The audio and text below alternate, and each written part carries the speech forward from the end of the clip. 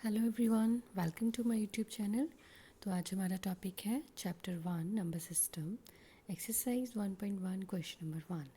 Statement is zero a rational number, can we write it in the form of p over Q.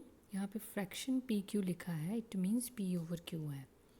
Where p q are the integers and Q is not equals to zero है यहाँ पे, ठीक है। तो ये जो 3 steps यहाँ पे आए हैं, ये किसकी डेफिनेशन होती है? आपको याद होगा इंट्रोडक्शन में मैंने बताया था, फ्रैक्शन की फॉर्म, फ्रैक्शन के दोनों number integers and denominator is not equal to zero, that is the definition of the rational numbers. तो इट मीन्स मैंने क्या बताना है कि क्या ज़ीरो रैशनल नंबर है या नहीं। अब देखो हम इसका आंसर कैसे लिखेंगे। पहले तो हम बताएंगे कि yes, zero is a rational number, ठीक है।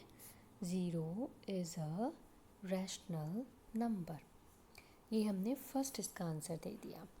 अब उन्होंने कहा क्या हम इसको p बाय क्यू की फॉर्म में लिख सकते हैं। अब देखो p बाय क्यू फॉर्म कौन सी फॉर्म है? फ्रैक्शन की फॉर्म है, ठीक है। आप इसको कैसे लिख सकते हो? 0/1, 0/2 लिख दो, 0/5 लिख दो, एटसेट्रा, जितना मर्जी लिख सकते हो, ऐसे मर्जी लिख सकते हो। बस इस चीज़ का ध्यान रखना, फ्रैक्शन में लिखना है और दोनों के दोनों नंबर्स क्या होने चाहिए? इंटीजर्स, लेकिन डिनोमिनेटर में ज़ीरो ना आए, इस चीज़ का ध्यान रखना है, ठीक है।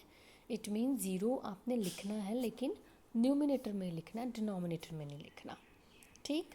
तो हमारे पास 2 क्वेश्चंस थे, ज़ीरो रैशनल नंबर है, हमने कहा यस।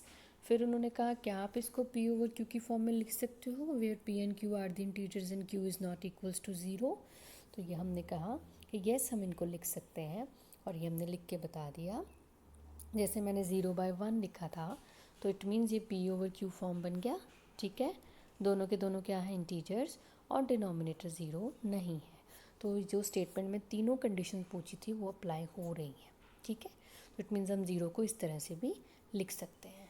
तो ये हमारा फर्स्ट क्वेश्चन जो है वो डन है।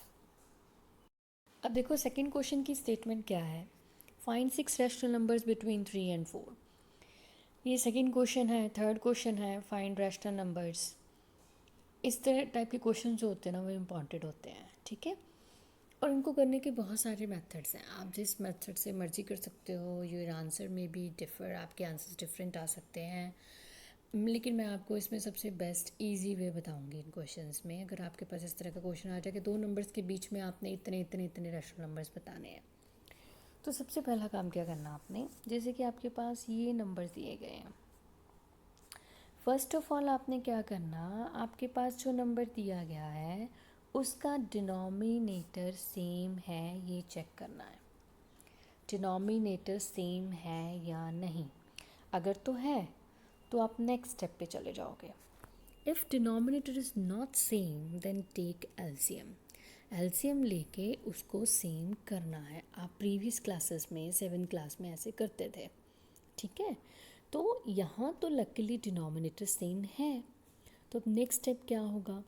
ओके देन अब नेक्स्ट स्टेप वुड बी, आपने क्या करना, डिनोमिनेटर सेम करने के बाद फिर आपने चेक करना न्यूमिनेटर में क्या उतने नंबर बनते हैं जितने उन्होंने पूछे हैं।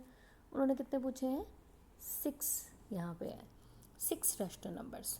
अब 3 और 4 इसके बीच में तो 6 बनते ही नहीं, 6 rational numbers.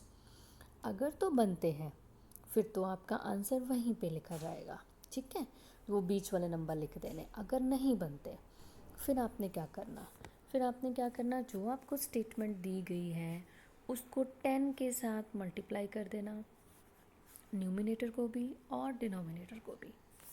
Same year 4 × 10 upon 1 × 10। कोई कटिंग नहीं करनी है, ध्यान रहे, ठीक है। कटिंग कर दोगे तो फिर तो वो वही स्टेटमेंट ही बन जाएगी। तो ये क्या बन गया मेरे पास, 30/10, 40/10। अब आप देखो ज़रा, डिनोमिनेटर अब भी दोनों में सेम है और न्यूमिनेटर में चेक करो क्या उतने नंबर्स बनते हैं जितने उन्होंने पूछे हैं।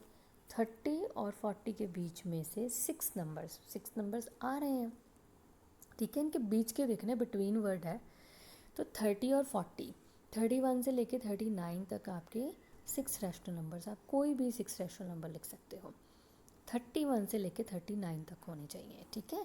तो अब हम आंसर लिखेंगे। 6 रैशनल नंबर्स उन्होंने पूछे थे, तो 6 रैशनल नंबर्स आर, हमारे पास कौन कौन से होंगे 6 रैशनल नंबर्स, 30 और 40 के बीच में से लिखने हैं, ठीक है।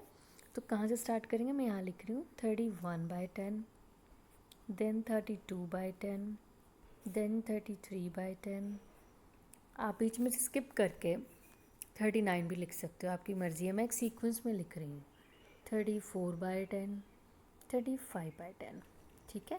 अगर आप इसमें 36/10 लिखते हो, 38/10 लिख देते हो, 34 के बाद 37/10 लिख देते हो, 35 के बाद 39/10 लिख सकते हो, मतलब कि अगर लिख देते हो तब भी ये गलत नहीं है, ठीक है।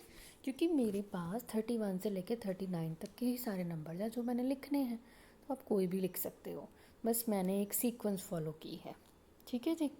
तो ये हमारा सेकंड क्वेश्चन जो है वो डन है। अब ये थर्ड क्वेश्चन देखो, इसमें कितने रैशनल नंबर्स निकालने हैं, 5, और हमारे पास क्या फ्रैक्शंस दी हैं, फ्रैक्शन 3/5 एंड फ्रैक्शन 4/5, ठीक है। यहाँ पे फ्रैक्शन 3/5 लिखा है, फ्रैक्शन 4/5 लिखा है, इट मीन्स ये 3/5 एंड 4/5 ऐसे है, 3/5 एंड 4/5, ठीक है। तो अब देखो, सबसे पहला काम क्या करना, आपने डिनोमिनेटर चेक करना, इट शुड बी सेम, यहाँ पे सेम है। If denominator is not same then first of all take the LCM, ठीक है। तब हमने एलसीएम लेके करना है, अभी यहाँ पे भी नहीं लेना पड़ेगा एलसीएम। जब डिनोमिनेटर सेम हो गया तब न्यूमिनेटर में से चेक करना क्या न्यूमिनेटर के बीच में उतने नंबर बनते हैं जितने उन्होंने पूछे हैं। ये है 3 एंड 4, 3 एंड 4 के बीच में तो कोई भी नंबर नहीं बनता, लेकिन उन्होंने कितने पूछे हैं, 5 रेशनल नंबर्स पूछे हैं। तो मुझे नेक्स्ट स्टेप क्या करना पड़ेगा, न्यूमिनेटर को भी 10 से मल्टीप्लाई करना पड़ेगा एंड डिनोमिनेटर को भी 10 से मल्टीप्लाई करना पड़ेगा। 4 × 10, 5 × 10, तो ये हमारे पास क्या बन गया, 30/50, 40/50, ठीक है। 30/50 एंड 40/50। अब उन्होंने कितने रैशनल नंबर्स पूछे हैं, 5 रैशनल नंबर्स, ठीक है।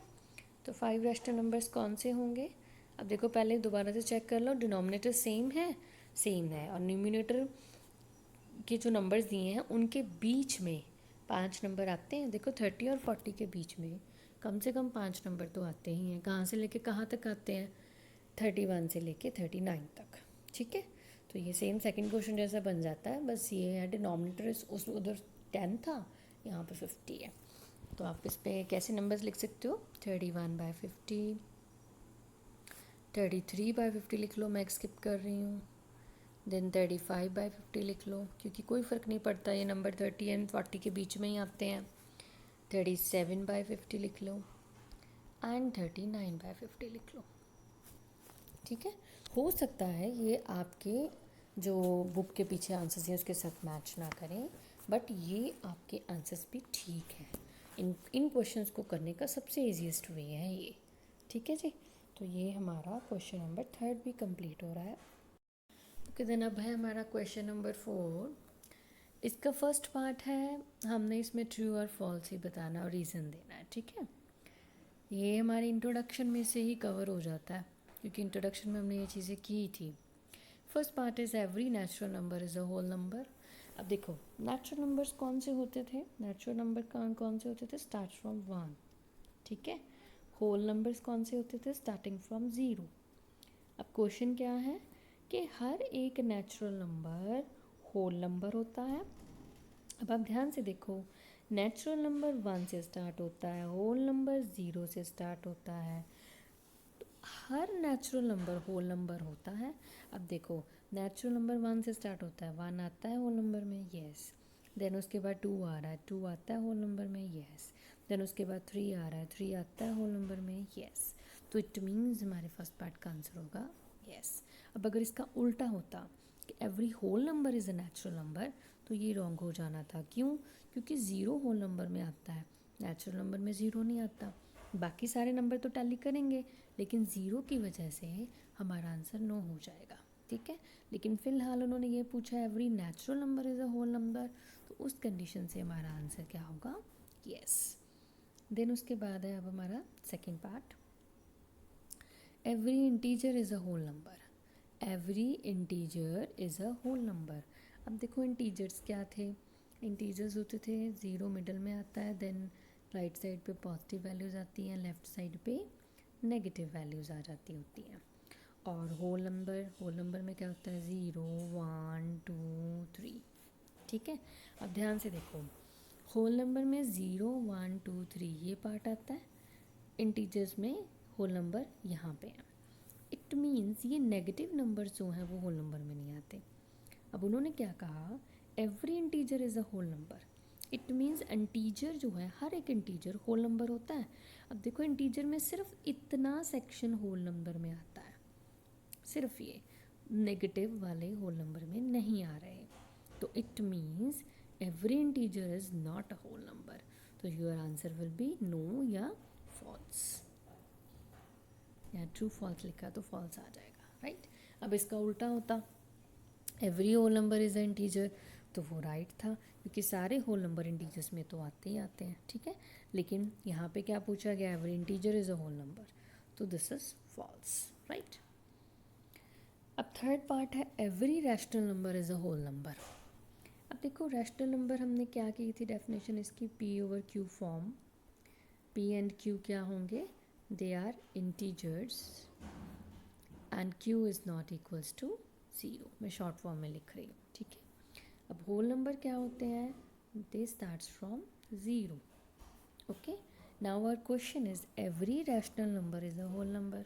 अब ध्यान देना, रैशनल नंबर फ्रैक्शन में होता है, होल नंबर फ्रैक्शन में नहीं आ रहे, ठीक है। जैसे कि मैं आपको एक एग्जांपल लेके बताती हूँ। सपोज़ मैंने एक एग्जांपल ले ली, 1/4 ले रही हूँ।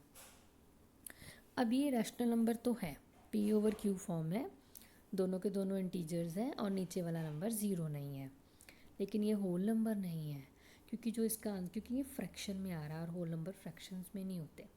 अगर आप इसकी फ्रैक्शन सपोज आप कहो कि मैंने सॉल्व ही कर लेनी है, अगर आप इसकी फ्रैक्शन सॉल्व भी करोगे ना, तब ये डेसिमल में आने वाला है, और होल नंबर में डेसिमल्स भी नहीं होते। तो इट मीन्स होल नंबर में ना फ्रैक्शन काउंट होती है, ना डेसिमल्स में नंबर्स आते हैं, सीधा एग्जैक्ट नंबर्स आते हैं। तो रैशनल नंबर में ऐसी नहीं है, रैशनल नंबर में फ्रैक्शन भी आ सकती है, डेसिमल्स भी आ सकते हैं। तो it means every rational number is not a whole number. तो यहाँ पे हमारे पास आंसर क्या आएगा, फॉल्स आ जाएगा। तो इसी के साथ हमारी ये फर्स्ट एक्सरसाइज 1.1 जो है फुली कंप्लीट होती है। और इसमें ये जो रैशनल नंबर निकालने वाले क्वेश्चंस हैं, like second and third question, they are the most important questions. And आप इसकी जितना भी हो सके प्रैक्टिस करो। एंड आई होप आपको ये कंटेंट क्लियर हो गया होगा। And if you like my content then don't forget to like and subscribe my channel. And next questions के लिए, नेक्स्ट एक्सरसाइज के लिए हम मिलेंगे नेक्स्ट वीडियो में। Thank you so much.